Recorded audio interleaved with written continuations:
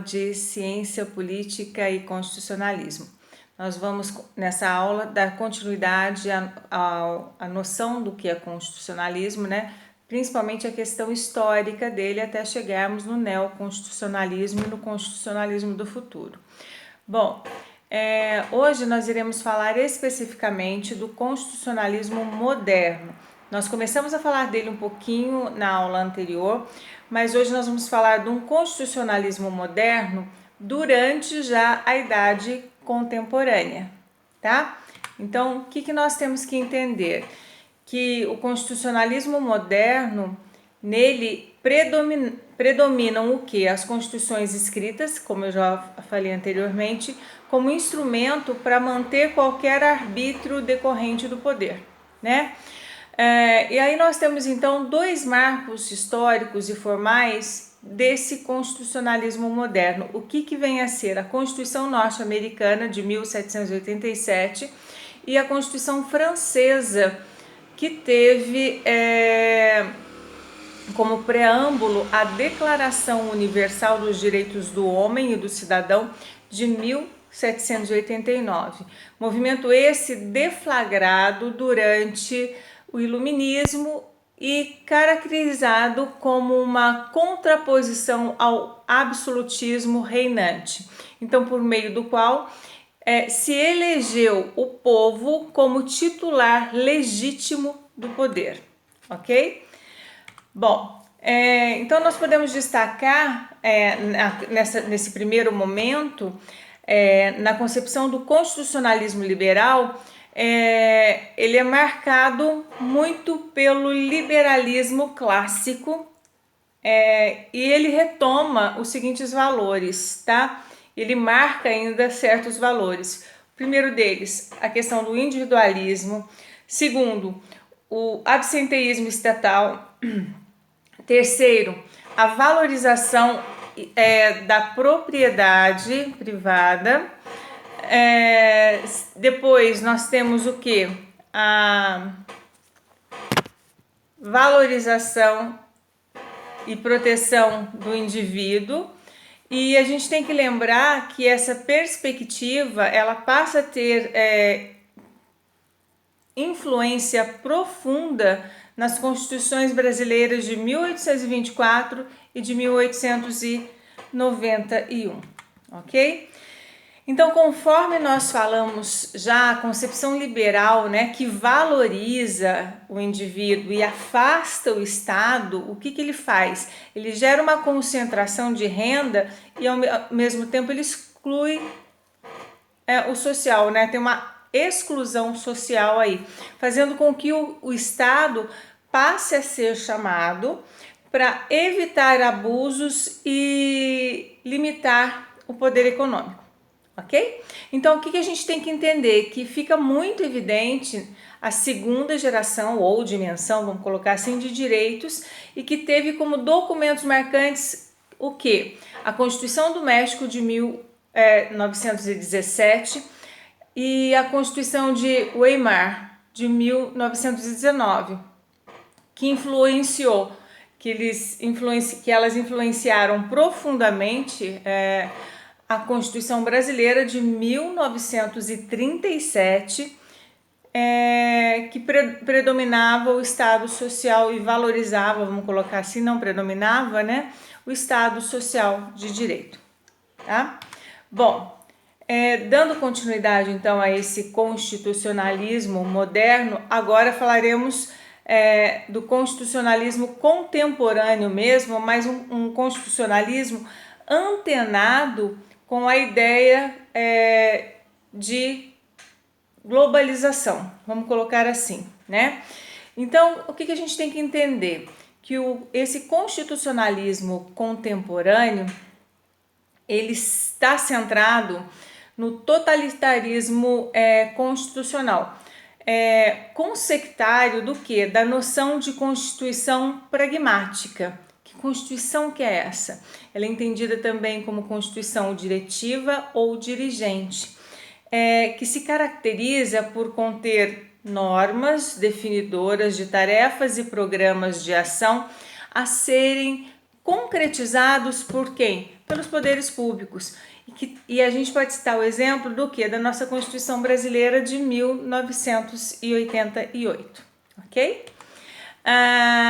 André Ramos Tavares, apoiando o pensamento de Drome, né, ele enaltece o constitucionalismo de verdade e, em relação às normas pragmáticas, ele identifica então duas categorias, tá? A primeira delas, ele coloca aqui as normas que jamais passam de programática e são praticamente inalcançáveis pela maioria dos estados. Elas precisam ser erradicadas, dos corpos constitucionais. Então, podendo figurar no máximo apenas como objetivos a serem o quê? Alcançados a longo prazo e não como declaração de realidade utópica, tá?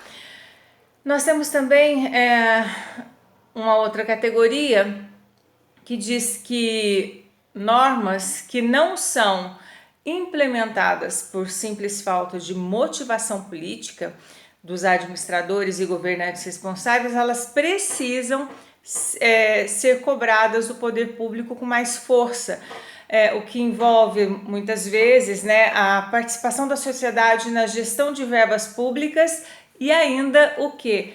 A atuação de organismo de controle e de cobrança.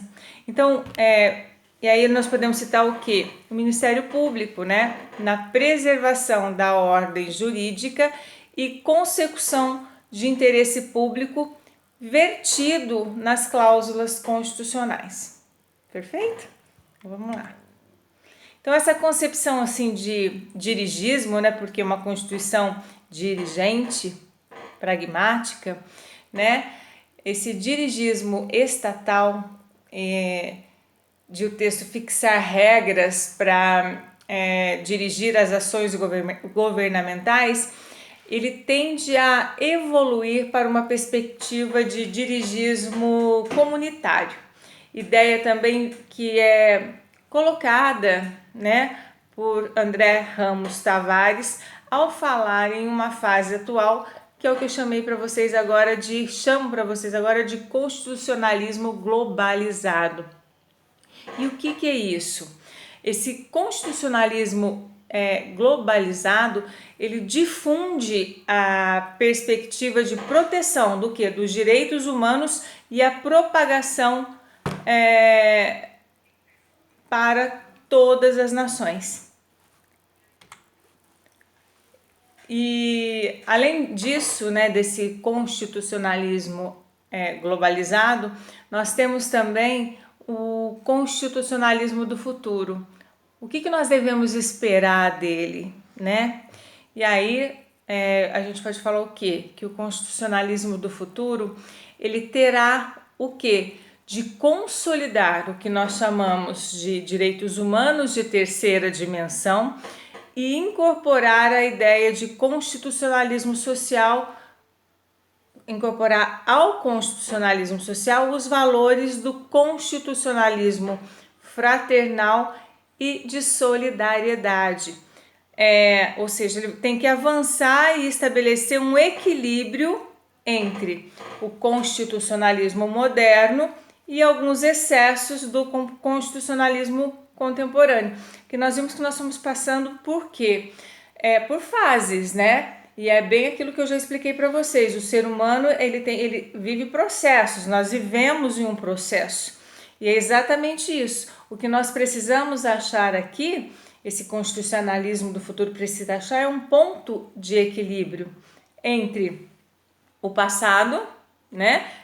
Vamos colocar assim, o constitucionalismo moderno e o presente constitucionalismo e o futuro, né? Para que nós tenhamos futuramente um presente mais adequado, vamos dizer assim. Bom, que nós temos que entender então? Que a Constituição do porvir, né, essa Constituição do futuro, ela tem os seguintes valores: Quais são os valores dela? Primeiro, né? A verdade, ela busca a verdade. A Constituição, por quê? Porque a Constituição ela não pode mais gerar falsas expectativas.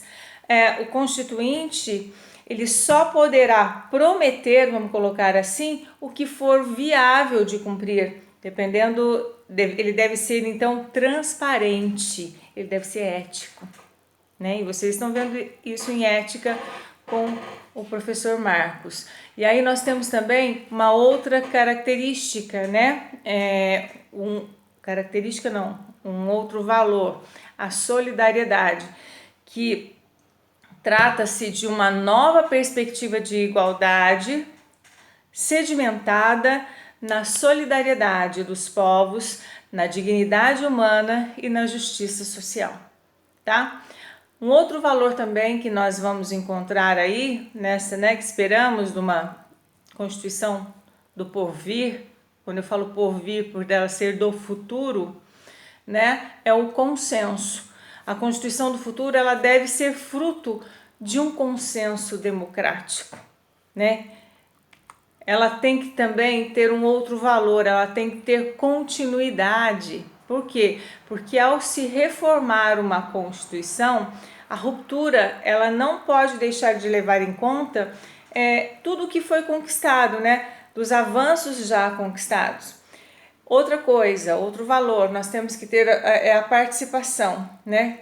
Esse valor da participação, ele refere-se à efetiva participação dos corpos intermediários da sociedade, consagrando-se a nação de democracia participativa e de Estado de Direito Democrático. Isso é muito importante. Além disso, nós temos o quê?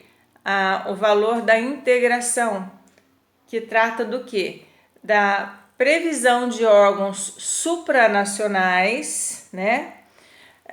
Para a implementação de uma integração espiritual, moral, ética, institucional entre quem? Entre os povos, né? Além disso, nós temos que ter também tem o valor do que? Da universalização, que ela se refere, ou melhor, refere-se o que? A consagração dos direitos fundamentais internacionais nas constituições futuras, fazendo o que? Prevalecer o princípio da dignidade humana, mas de maneira universal, afastando de qualquer forma ou de qualquer maneira o que? A desumanização, ok? Então, o que eu queria deixar para vocês é isso, tá? Que esse direito, esse constitucionalismo do futuro, ele vem consolidar o quê?